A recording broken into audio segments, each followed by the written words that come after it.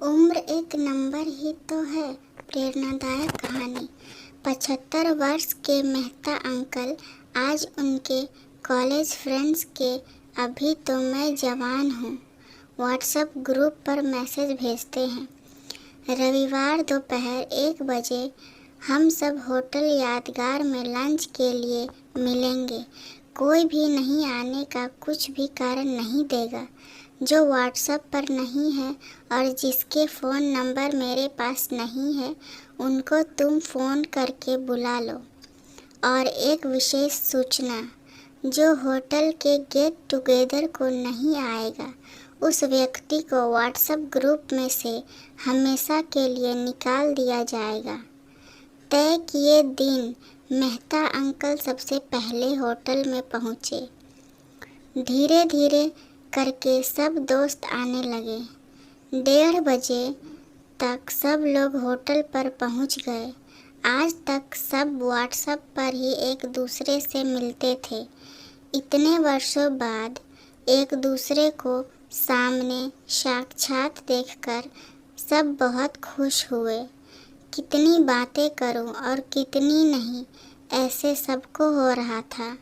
College में थे तब कैसे थे और अब कैसे दिखने लगे, यह देखकर सभी हंसने लगे।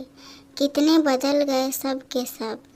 कोई टकले हो गए, कई के दांत गिर गए, कोई दुख से पीड़ित है, कई के पार्टनर अब इस दुनिया में नहीं है, कई को उनके बच्चे संभालते नहीं। हर कोई अपनी ज़िंदगी की कथा बताना चाहते थे। मेहता अंकल सबकी बातें मन लगाकर सुन रहे थे। उतने में वेटर खाने का ऑर्डर लेने आता है। सभी खाने के लिए बैठते हैं और सब दोस्त सहेलियों को इधर ध्यान दो बोलकर एक सेल्फी ली गई और गप्पों की शुरुआत हुई। दोस्तों, आज तुम सब ने मेरी बात मानी और यहाँ आए, उसके लिए धन्यवाद सबको। आज इतने सालों बाद हम सबको मिलने का, एक साथ बातचीत करने का योग हुआ। इससे ज़्यादा आनंद को बात कोई हो ही नहीं सकती। कोई तो कॉलेज में थे वैसे ही हैं और कोई ज़िंदगी के धक्के खा कर थोड़ा बहुत प्रमाण में मुरझा गए हैं, पर ज़िंदगी के कई संकटों और उतार चढ़ावों को मात देकर हम सब यहाँ तक पहुँचे हैं। तो मेरे मन में ख्याल आया कि आज जैसे हम यहाँ इकट्ठा हुए हैं वैसे ही अभी हम अपने ग्रुप की एक ट्रिप निकालें, बीच पर घूमने जाएं। मेहता अंकल के बीच पर घूमने जाए यह शब्द सुनते ही खान चाचा और मात्रे आंटी हमें चलेगा बोलकर झट से तैयार हो गए। उनकी हाँ सुनकर पटेल आंटी ज़ोर से चिल्लाती हैं, चलेगा क्या चलेगा? आप अभी भी जवान ही हो ऐसा लगता है क्या? पटेल आंटी की बात सुनने के बाद तभी तुरंत फर्नांडिस आंटी ने कहा, देखो ना, चले सब बूढ़े बीच पर घूमने।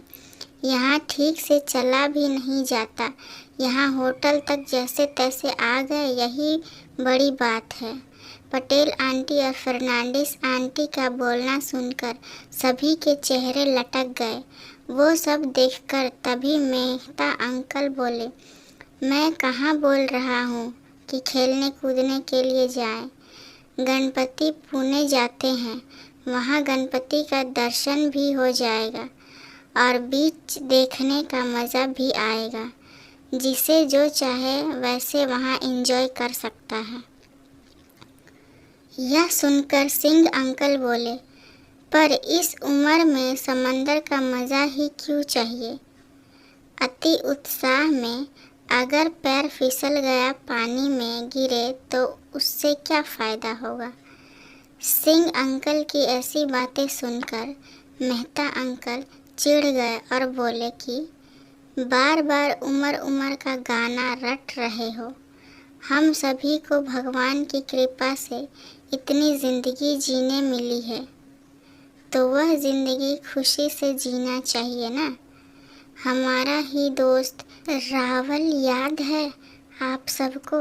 हमेशा आनंद से हंसते ज़िंदगी जीने वाला, लेकिन एक कार एक्सीडेंट से उसकी मौत हो गई और वह हमें छोड़कर चला गया। वह शर्मा याद है? उसे और खूब ज़िंदगी जीने की इच्छा थी, पर कैंसर के रोग से वह भी बच ना सकी। हमारे बराबर के ही कई लोग थे जिनको खूब इच्छा थी जीने की, पर नसीब ने उनका साथ नहीं दिया। हम सबको नसीब का साथ मिला है। भगवान की कृपा से हमारे शरीर के हिस्से अच्छे चल रहे हैं।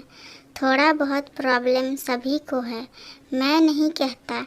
नहीं बोलकर भी हमेशा प्रॉब्लम का विचार करते। रोकर ही ज़िंदगी जीनी है क्या? समय है, चांस है, तब तक हर एक आने वाला क्षण का आनंद लेने के लिए क्या हरकत है? ध्यान में रखना दोस्त, उम्र यह सिर्फ एक आंकड़ा है और वह सिर्फ शरीर की उम्र मापने के लिए है, पर मन से खुश रहने का प्रयास हम पक्का कर सकते हैं ना। और जैसे ही मन प्रसन्न होने लगा कि शरीर अपने आप स्वस्थ रहने लगता है।